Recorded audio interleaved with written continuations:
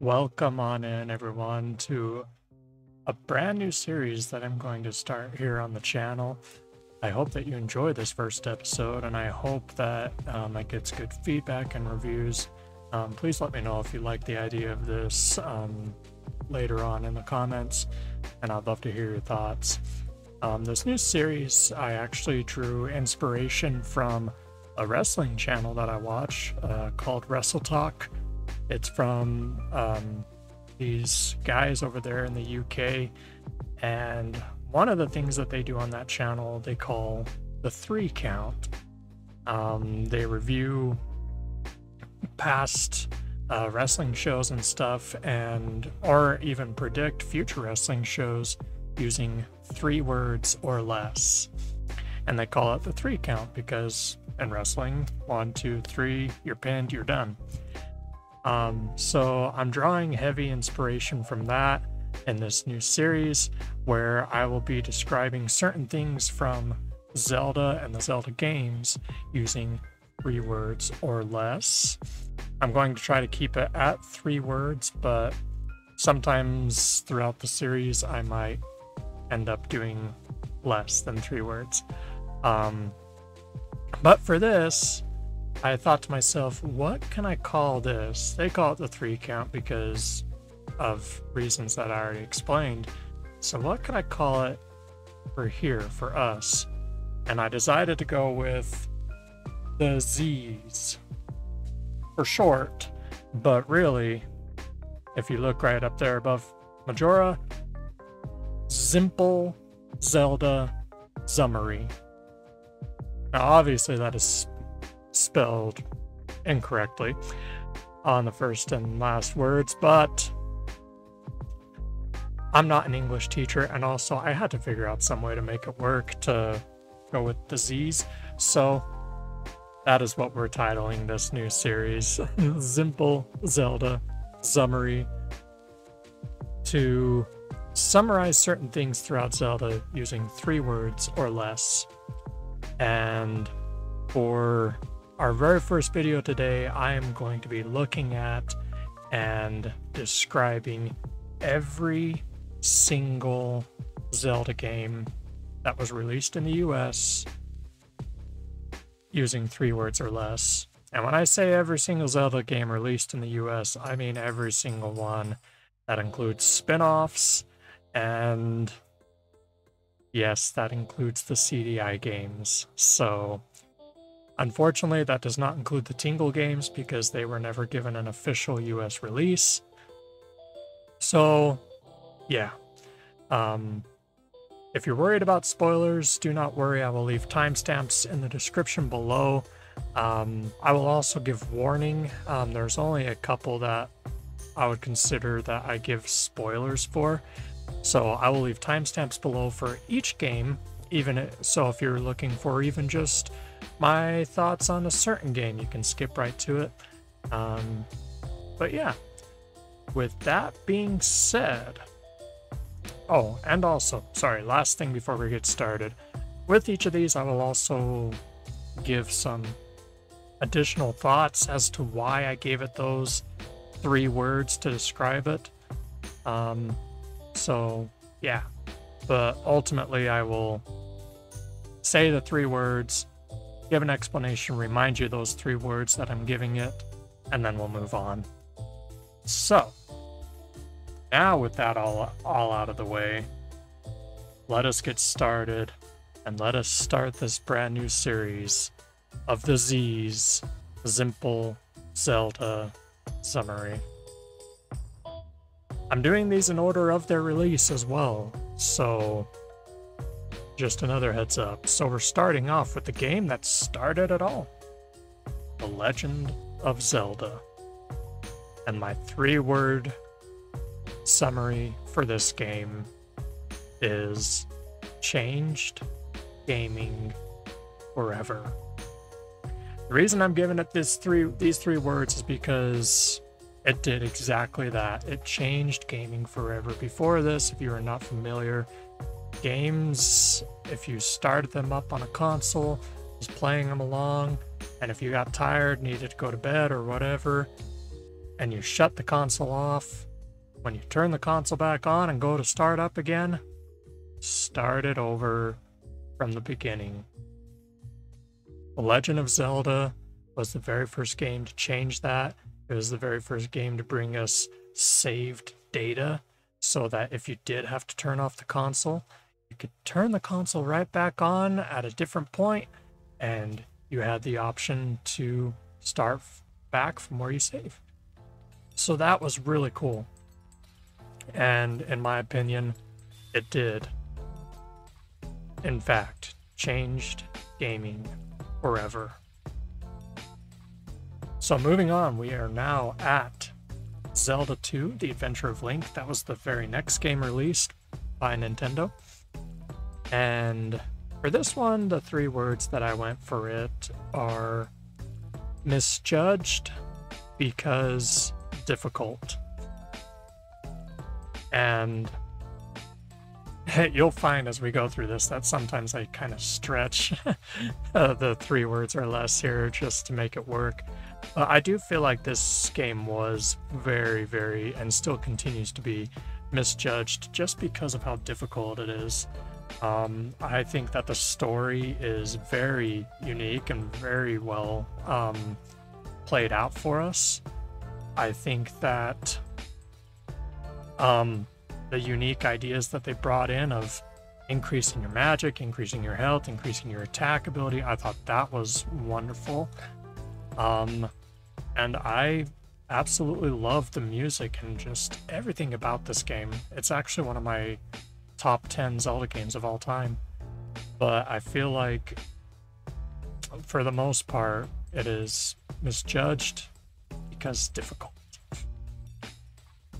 Moving on, the very next game that Nintendo would release in this wonderful franchise is The Legend of Zelda: A Link to the Past. My 3-word description of this game is set the formula. And I truly believe that this game did set the formula. This is the first game, again, as far as release goes, that we see the Master Sword. The Master Sword is introduced in this game. The actual full Triforce is introduced in this game. In the 2 previous games, we saw the pieces of the Triforce separate from each other. But this is the first time that we see them all together. If I'm remembering correctly. I'm trying to remember if we see them all together at the very end of Zelda 2, but I don't think we do. I think this is the first time they're all together. And while The Legend of Zelda did introduce us to dungeons and dungeon items, I feel like this game really mastered that and showed us how that is done correctly and really well. This game also, again, if memory serves me correctly, has the most amount of dungeons out of any Zelda game, which is really cool. It came really close between it and Ocarina of Time, but I think this game ended up having the most. So, but yeah, absolutely incredible. And yeah, it set the formula for years to come. Next on our list was a little bit of a weird one. Nintendo admitted that this was their quote-unquote B-Team's project. It is The Legend of Zelda: Link's Awakening. And for this one, my 3-word summary is most emotional ending. Now, this is where I'm going to say, if you have not played this game yet, I would go down to the link in the description and click to the next game, because there is going to be a slight spoiler here. So, well, actually a big spoiler here, so you have been warned. The end of this game really tore me up emotionally, I'm not gonna lie. Even though you see it kind of coming throughout the game, it's hinted at quite a bit throughout the game that, oh, this is all just a dream of the... Oh my gosh, Windfish. For some reason, I almost called him the Sea King. What the heck? even though this is all just a dream of the windfish, that is something that is hinted throughout the game. And even though you know that, I still don't think it's well enough to prepare you for the absolute gut punch that is the ending of this game. For me, it was seeing Chompy. That's what I always called him, the little chain chomp. Seeing Chompy, the two kids playing out in front of their house, Marin's dad, seeing all of them just disappear just really made me so sad. I was like, oh my gosh, this is terrible. And then the island as a whole just disappears. Absolute gut punch. It's like, man, all these people that you just had a great connection with, grew a great connection with as the game went on, and saved, they're no more now. They're just a memory because it was all just a dream. Most emotional ending. Now we get into the interesting ones. We are now to the CDI games. These were not released by Nintendo, but they're still recognized kind of as Zelda games. And the first one that was technically released was titled Link: The Faces of Evil. My 3-word summary for this game is first bad Zelda. All the Zeldas that came before this, all of them were phenomenal. They were really well done as far as story and just everything that they were going for. But this one, it was the first bad Zelda. And that's all I can really say about that. There's not much good to say about that game. I do own it. I have 100%ed it, and that's what I can say about every one of these games. I own each of these games, every single Zelda game. I've 100%ed every single one of them. That's why I feel I am in a good place to give each of these a 3-word summary. But these CDI games just really aren't that good. So after that, the next one that was released was entitled Zelda: The Wand of Gamelon.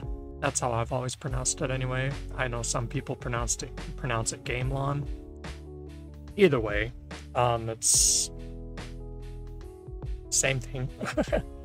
The 3-word summary I went with this one is please never again. Out of the 3, actually, people who I talked to anyway find that this one they didn't mind compared to the other 2, but I'm the exact opposite. I feel like this one was the worst out of the 3. Had an interesting idea behind it, but it just was terrible. So please never again. And the last one out of these CDI terrible games was entitled Zelda's Adventure. And you know, for this one, I actually have somewhat of a positive review on, as far as my 3-word summary. And my 3-word summary is good in theory. I'm not saying it was a good game. I'm saying it was good in theory.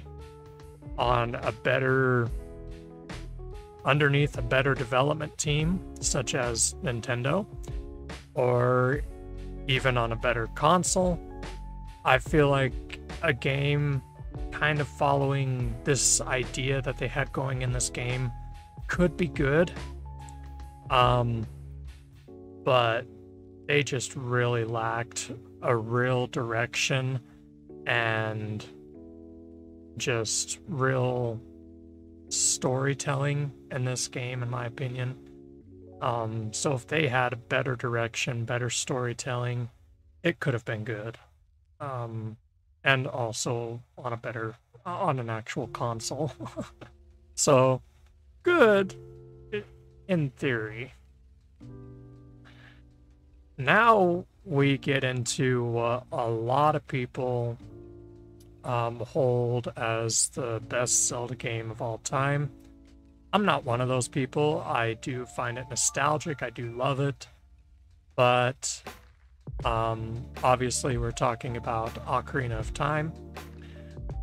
And for this one, my 3-word summary is ahead of time. This game really was ahead of its time. I don't think anyone could honestly argue that.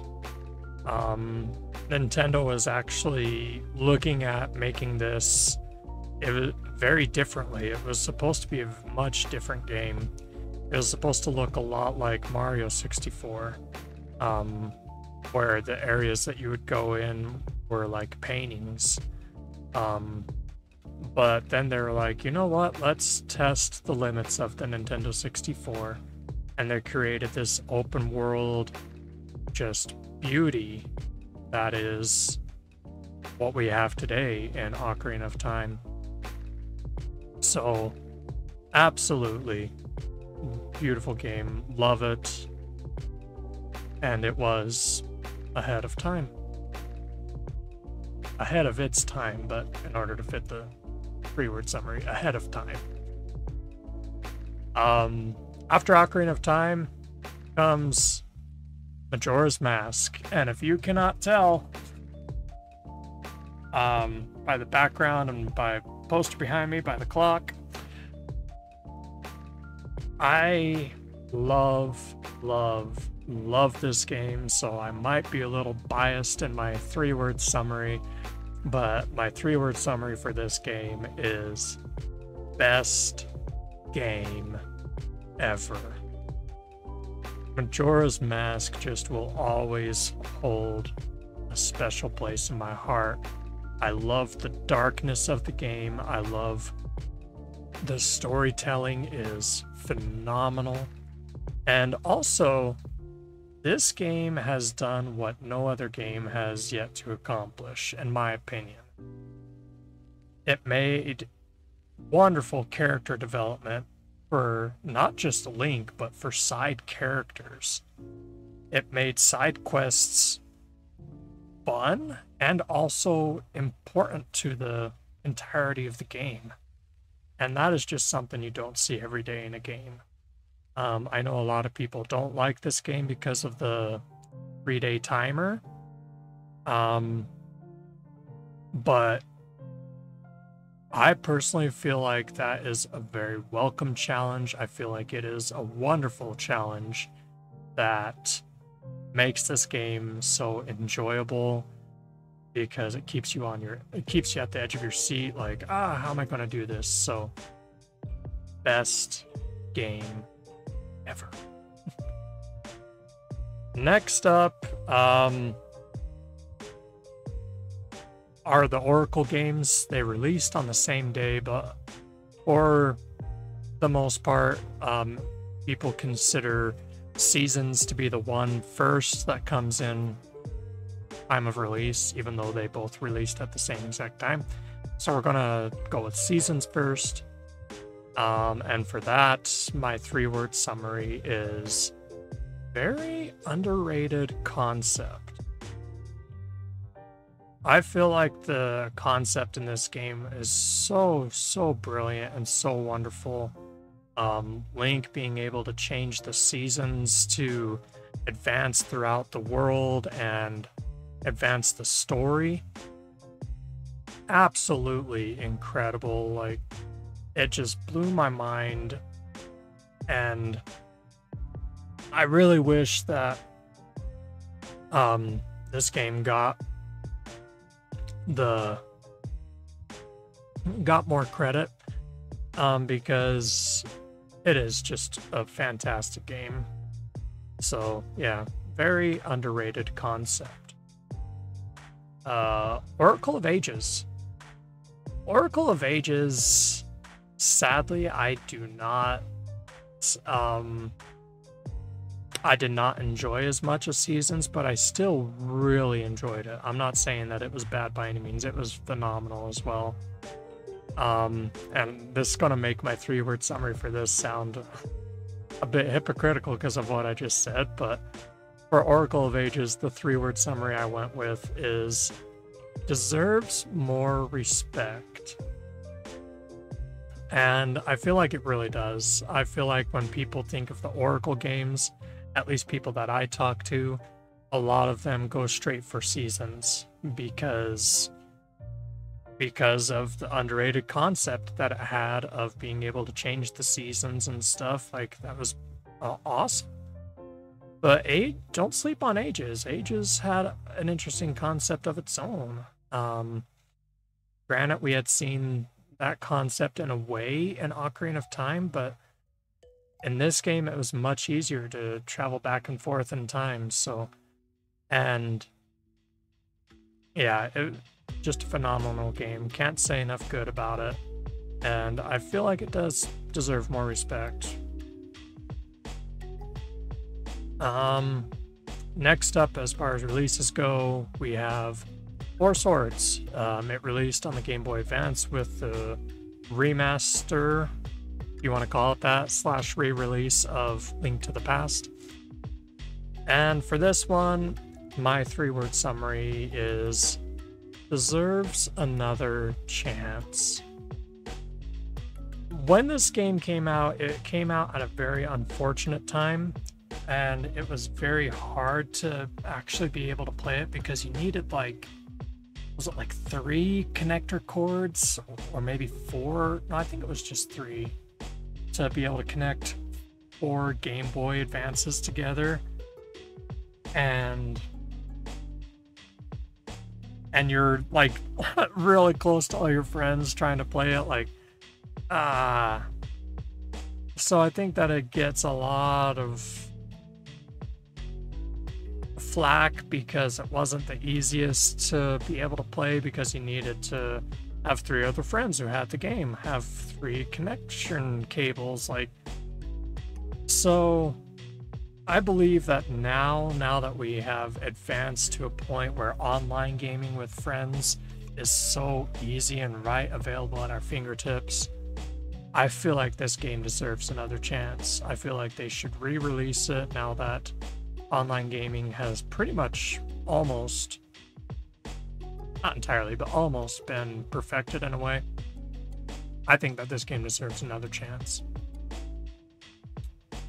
Next up is the Wind Waker. Wind Waker, I absolutely loved when it released. I will lie, I was not a big fan of the cartoonish design at the start, but it has grown on me and I have grown to love it. For this one, I fought between so many different possibilities, but I finally landed on one. And the one that I landed on, there is a little bit of a spoiler for, so if you do not want to hear a spoiler for the end of it, even though I'm pretty sure you probably have seen it or known it by now, just in case, I would skip to the next game if you do not want a spoiler. You have been warned. My 3-word summary for this game is greatest kill ever. The ending of this game shocked me with how friendly and giddy and cartoonish it was throughout the entire gameplay. I was not expecting right there at the end for Link to leap into the air and drive the Master Sword through the skull of Ganondorf. And Nintendo did not shy away from it either. They made sure you knew it was in there. They have the explosion that... it's not explosion, jeez. The shattering that they show of the jewel that was in Ganondorf's forehead. They show that just shattering into pieces. And they even show him kind of twitching, like what just happened. They did not shy away for how graphic this kill actually was. So, and I absolutely love it for that reason. So, greatest kill ever. The next game to be released was also on the GameCube, Four Swords Adventures. And for this one, my 3 words or less summary is sadly very forgettable. There is a lot good with this game. Do not get me wrong. I love this game. I love the artwork on the cover of this game. It is beautiful. And there's... I love the music. I love what I can remember from the story. I love it. But that's the thing. It's what I can remember from the story. Compared to all the other Zelda games, I feel like, or that we've talked about so far, I feel like this one is just sadly forgettable. Don't remember too much about it other than the end, but I don't want to give another spoiler warning. I will just say that the end was good. But other than that, it's sadly very forgettable. Still love it though, so please don't judge me. Up next, the Minish Cap. The Minish Cap. I absolutely love this game, so this might be a little bit of biased in my 3-word summary for this as well. But my 3-word summary for this is best 2D Zelda. The 2D Zelda games that preceded this, absolutely phenomenal, don't get me wrong. Link to the Past, phenomenal. Link's Awakening, phenomenal. Oh my gosh, just the Oracle games, phenomenal. The OG Zelda and Zelda 2, love them all. But Minish Cap, the story, the music, I mean, the music is just a reoccurring thing with every Zelda game. The music is always on point. But the story of this game, just everything, the dungeon design, absolutely phenomenal for a 2D game. And I wish and I keep hoping that Nintendo will give this game the Link's Awakening treatment, bring it to the Switch with updated graphics and stuff, because gosh dang, I love this game. It's such a wonderful, wonderful game. Best 2D Zelda. Twilight Princess came out next, releasing both on the GameCube and on the Wii. And the 3-word summary I gave for this is best intro ever. This was a tough pill for me to swallow. I had to swallow my pride a little bit to give it this 3-word summary, because again, Majora's Mask, my absolute favorite game of all time. I love its intro as well. But Twilight Princess, the intro right before the title screen, I can never skip past this intro. It is just... it gives me chills every time. The orchestra, if that's what you want to call it, at the beginning, as Link's galloping across the... I want to say that's Hyrule Bridge with Epona. I could be wrong on that. I could be wrong on what bridge it is. But as he's galloping with Epona across Hyrule and stuff, and then the cherry on top, a wolf howl at the very end. Oh, and then you get a little tidbit of Midna's lament at the end as well. Just chills every time. I always have to watch through that intro at least once whenever I turn that game on. Other games, even if I really love their intro, like Ocarina of Time or Majora's Mask or Wind Waker, even though I really love those intros, sometimes I'm just like, oh, let's just get to the game already. Not Twilight Princess. I always watch that intro in full at least once. Best intro ever. Next up released was another side game on the Wii called Link's Crossbow Training. Actually, this might have been our first side game, if you don't include those terrible CDI games.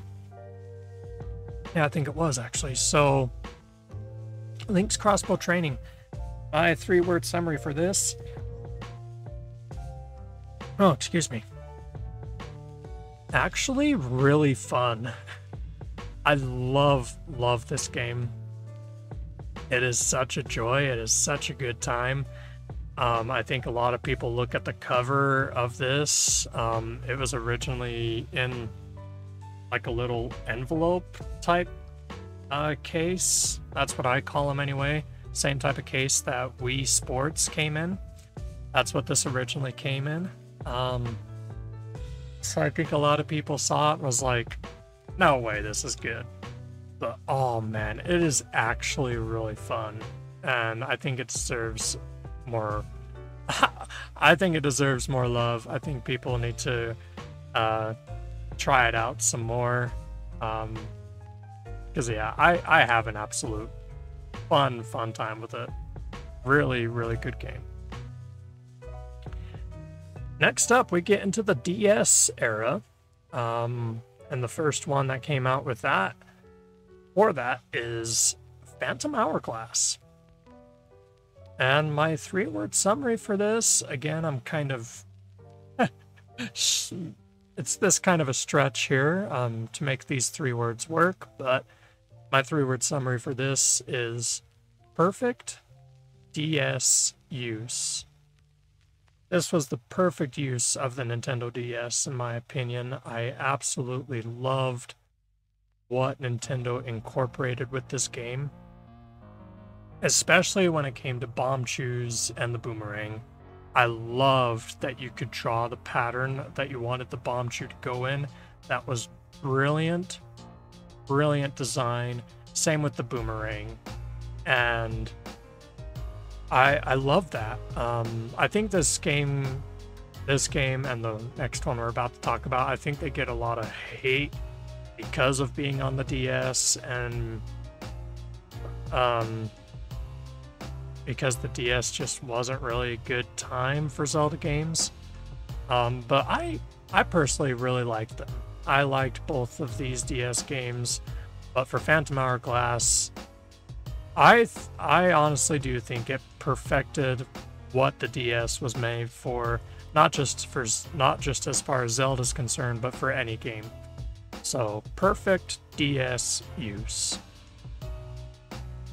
Spirit Tracks is up next, and this game, I will honestly say, and please don't think I'm hating on this game, I'm not. I love this game. Very good game. But for the most part, my 3-word summary for this is remembered for music. I don't think this game is remembered for much more other than the music, if you ask my opinion. Don't get me wrong, it is a very brilliant game. Beautiful final boss. I won't spoil it and say how that went. Really interesting and unique idea for a companion that guides you through the game. I won't spoil that either, but I will just leave it at that. But for the most part, I think it's just remembered for the music. The title music that it gives you is really good. The overworld music is very loved by many Zelda fans. So yeah, for the most part, and again, it's not to say that's a bad game, it's a wonderful game. But for the most part, remembered for music. Skyward Sword came out next on the Wii. And this one, my 3-word summary for it is most unfairly judged. And I think that is that really sums up this game. This is the most unfairly judged Zelda game, in my opinion. I feel like it is judged on so many different levels. The motion controls weren't the greatest on the Wii when it first released, which is why I'm glad it got a second chance on the Switch. I love it on the Switch. Love it on the Switch. A lot of people judge the graphics design. They don't like how Link looks and stuff like that. And sadly, people let those things overshadow the whole game. This game has some of the most epic and beautiful music, has wonderful storytelling of the relationship between Link and Zelda, and just how this timeline began. Are there some annoying things in here? Absolutely. I mean, 3 times fighting the imprisoned. 3 times fighting Girahim, as much as I love Girahim, one of my favorite enemies throughout the entire Zelda franchise. 3 times fighting him was a little much. But people should not let those things overshadow the all-around experience of this game. So, yeah, most unfairly judged. Link Between Worlds came out next on the 3DS, and I love this game. This game, I wish that it would get a re-release on the Switch, since the 3DS is kind of dying out now. I would love to play this on a TV screen. Call me a mark or whatever you want to call me. Like, I just prefer playing my Zelda games up on a TV screen. I love handheld option as well, but the bigger the screen, the better, in my opinion. So I would love this on the Switch. But my 3-word summary for this is similar, but unique. Obviously, what it's similar to, what I'm referring to that's similar to, is Link to the Past. Exact same overworld, as far as Hyrule goes. Not a single difference, pretty much. But despite its similarities with Link to the Past, it is also so very unique and wonderful in its own right. I love Yuga. I love the different I love the idea of Lorule and like how they're this neighboring world, parallel world. Just absolute brilliance in this game, and all of it's so very unique and really cool to see how they implemented all this. So yeah, similar but unique. Next up came Hyrule Warriors. I believe, if I remember right, this released on the 3DS first, and then later got the Wii U release. Could be wrong about that. But this game is really good. Another side game that they put out there. And my 3-word summary for this might sound a little weird, but I think it's fitting. Nintendo's fan service. I believe that this was Nintendo's fan service to those who were hoping for and looking for this kind of experience out of a Zelda game. They wanted more fighting, they wanted it to be more like medieval kind of idea, medieval time, because that's really where Zelda is based, is in the medieval times. But they wanted it more heavily focused on that. And also those who wanted like a female version of Link. Nintendo's like, okay, Linkle. And Linkle is fun. At first I hated Linkle. I was like, what is this?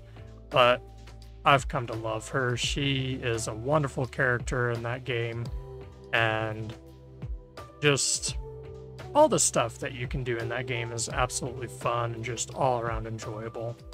So, Nintendo's fan service. They do care about their fans. Sometimes. The next to be released was Triforce Heroes. If you know me, you know that I do not like this game. So I apologize to those who do like this game, who will really not like my 3-word summary for this. But my 3-word summary for this just stands, so I'm sorry. It is worst canonical game. Not worst Zelda game, because obviously we still have the CDI games up there. They're the worst. But worst canonical game. There's just nothing about this game other than the music that stands out to me. But again, the music is because Nintendo just never fails with phenomenal music in Zelda games. The story in this game is awful, in my opinion. I did not like it whatsoever. And yeah, they should have never have had this as an option, as you could play by yourself, because the experience on your own is even worse than with friends. I hear the experience isn't too bad with friends, but this story still is like a eh, even if you're playing it with others. So yeah, for that reason, worst canonical game. Next up, we got the dual release between the Wii U and the Switch of Breath of the Wild. And for this one, my 3 words or less summary is interesting new direction. Ultimately, they were going in the same direction. This honestly was just like the very first Zelda game.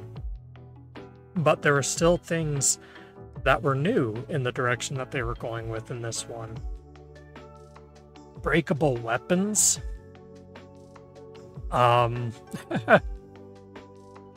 Instead of actual bombs and stuff, you had remote bombs.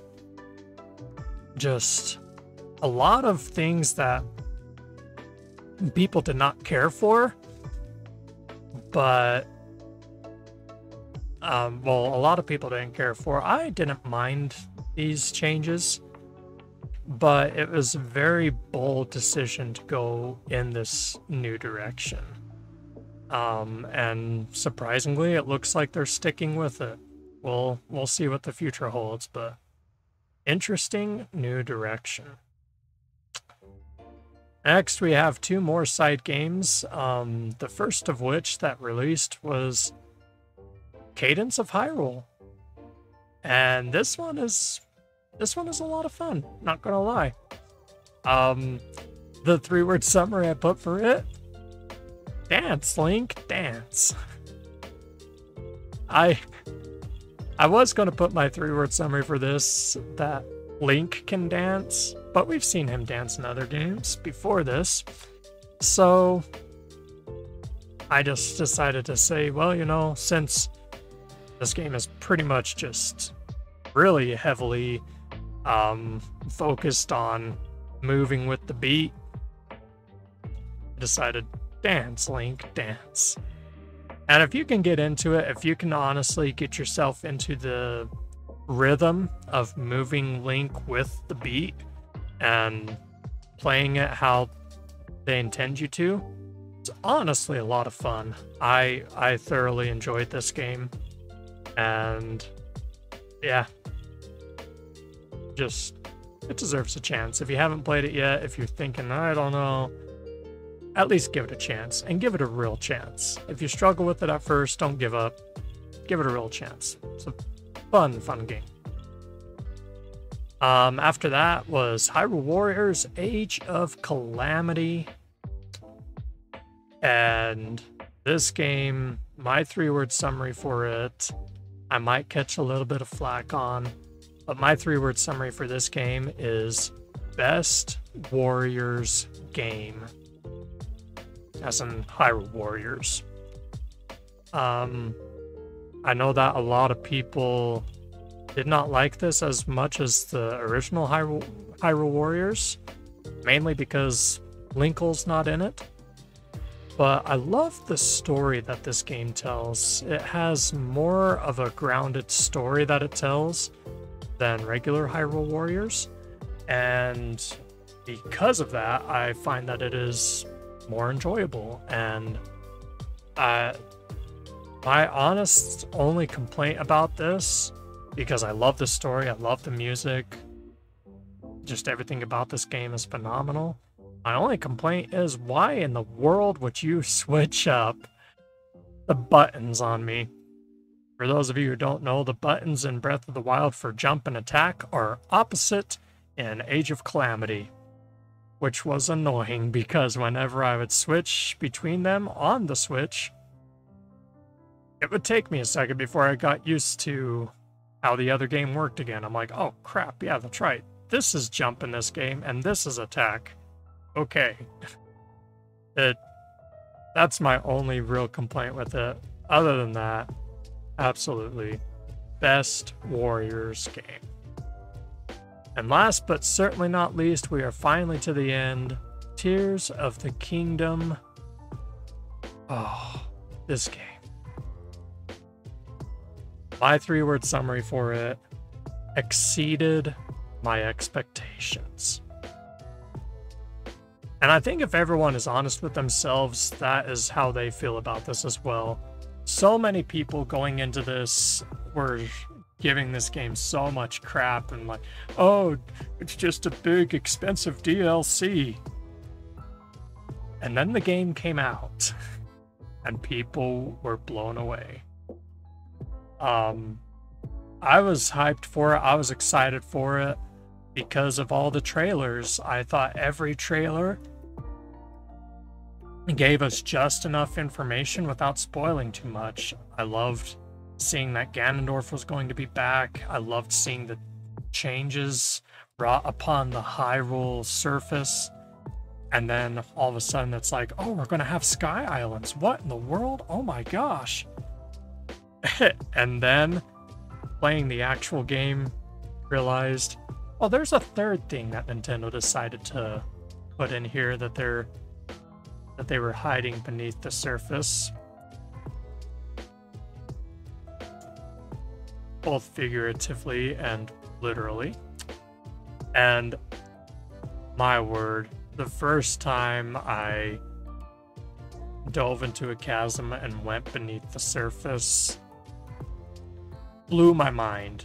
That sudden hit of music of like, I was like, oh man, this is something.